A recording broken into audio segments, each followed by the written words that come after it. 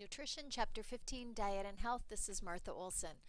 Cardiovascular disease is one of the leading causes of death in the United States and Canada. A lot of that can be attributed to our lifestyle and our diet that we carry.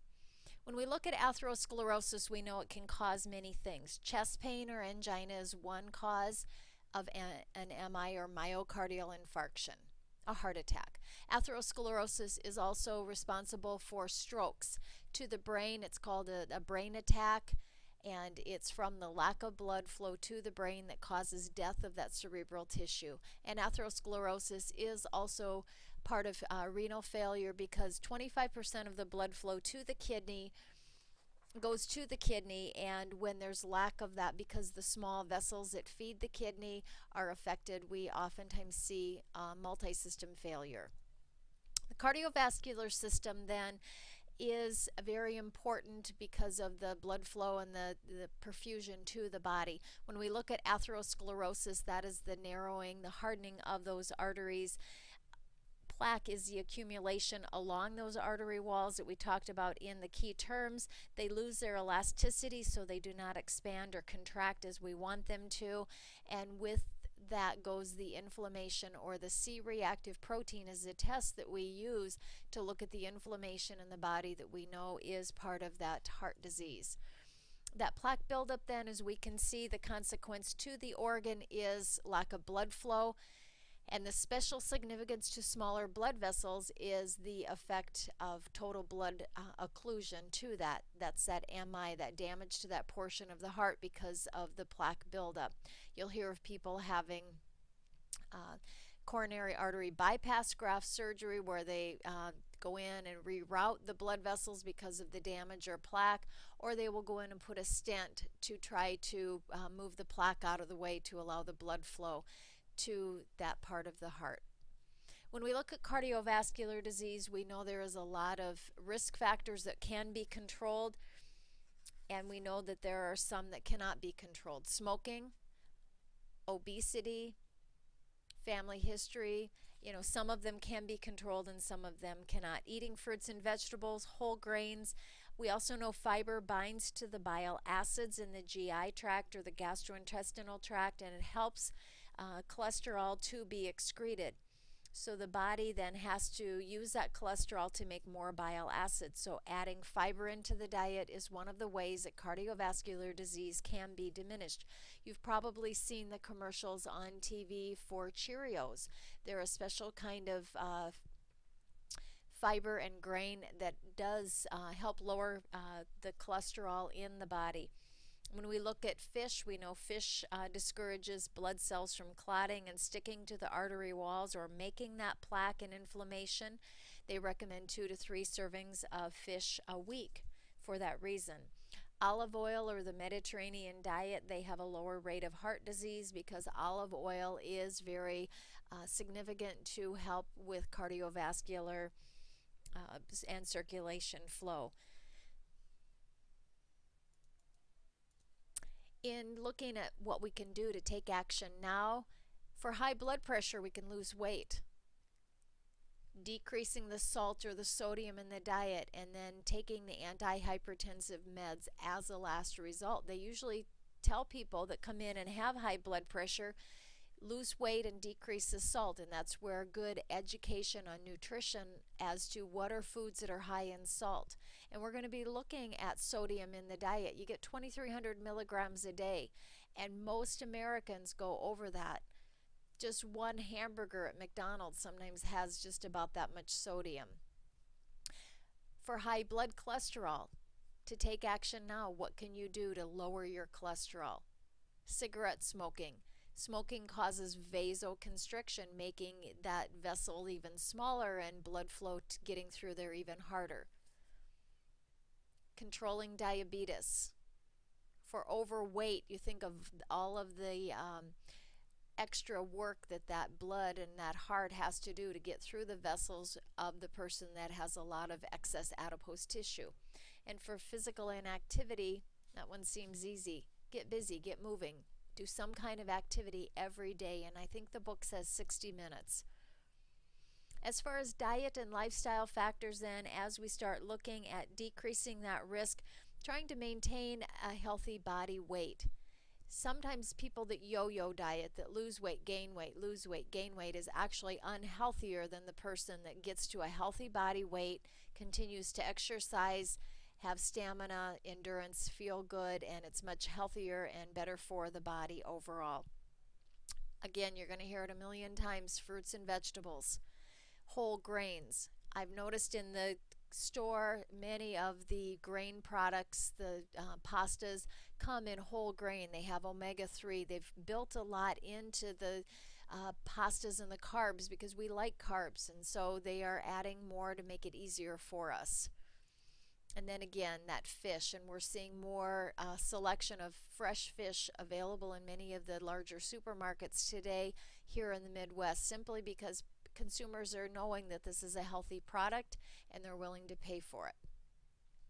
Other factors for reducing atherosclerosis is to decrease the trans fat and the cholesterol in the diet.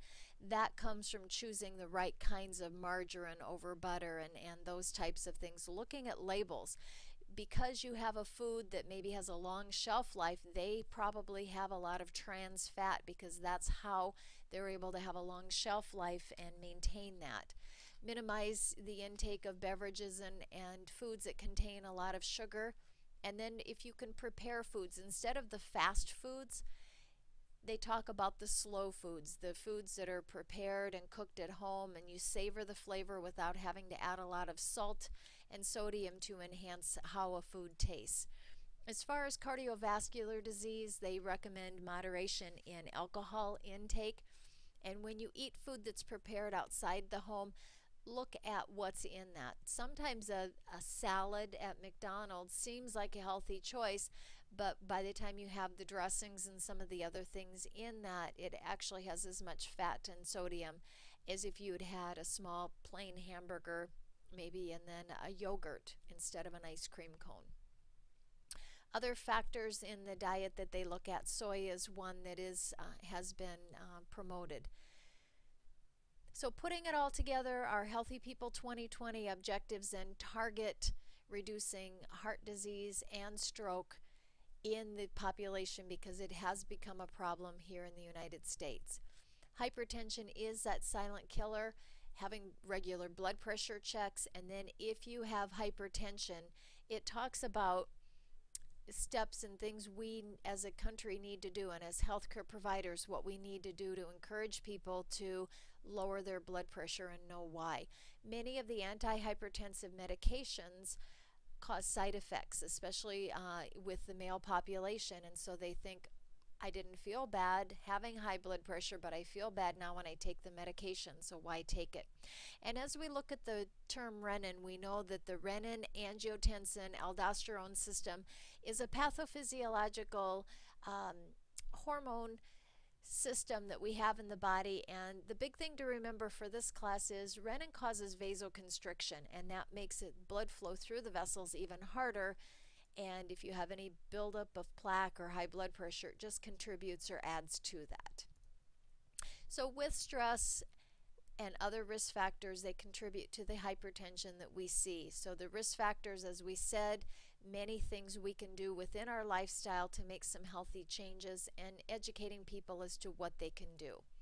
With hypertension, the DASH diet is a controlled diet where you add more colorful fruits and vegetables to the diet to give it some balance and stability with lots of good flavor, low fat, low calorie. And then a combination of that is adding in small amounts of protein or meat that are very low fat but limited amounts.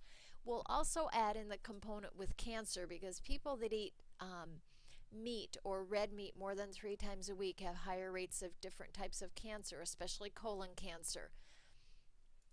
When we look at coronary artery disease, we know then that there are many things that we can do to help prevent that.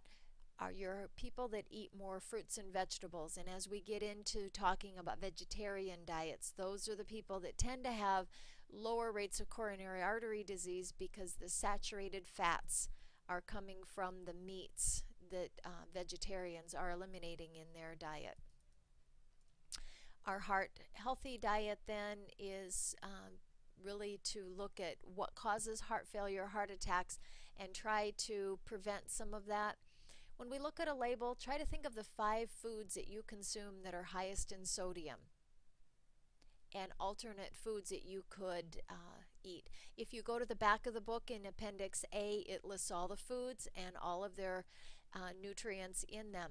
Find those things that you have eaten today or maybe yesterday and look at the sodium content in those and see if you're falling below that 2,300 milligrams of sodium per day. When we look at Joel Smith and Mark Smith, we want to ask ourselves, which one of these gentlemen would have hypertension? It may seem obvious, but are you sure? Can you tell just by looking at somebody that they have high blood pressure or not? So in summary, we think hypertension often goes untreated because it doesn't have symptoms. And so unless you're having regular checkups or you have your blood pressure checked maybe by a public health nurse, even the blood pressure machines in Walmart aren't a bad place for people to start to know, I should probably go and see my doctor. It's important to prevent long-term effects, organ damage, by treating hypertension and high blood pressure. And we really can't tell who has hypertension until we take their blood pressure. You'd be amazed at the people that look very healthy, very normal weight, and they have high blood pressure. So our prevention is through lifestyle changes, and as healthcare providers, it's our job to assist people in knowing what changes they can make, what changes are very important to make, and encourage them to make those changes along the way for a longer, healthier life. This ends our PowerPoint for Unit 7.